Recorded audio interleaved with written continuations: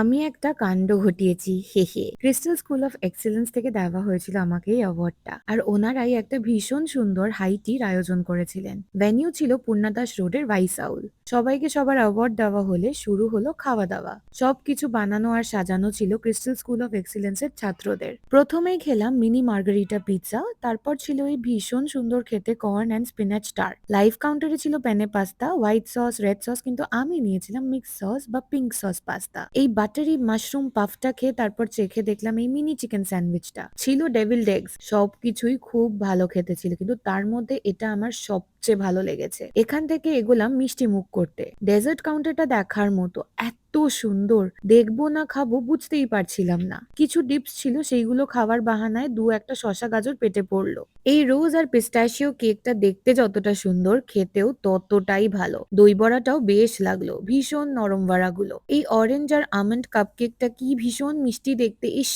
সানফ্লাওয়ারের আকারে এই চকলেট ট্রাফেলটাও দারুণ ছিল। লেবুর ফ্লেভারের কোনো মিষ্টি তেমন পছন্দ না করলেও এই লেমন টার্টটা এত সুন্দর দেখতে, আমি তাই নিলাম। এই চকলেট মাটপাই পটটাও ভীষণ কিউট। দারুণ একটা সন্ধ্যা কাটালাম। Thank you so much Crystal School of Excellence for such an honour.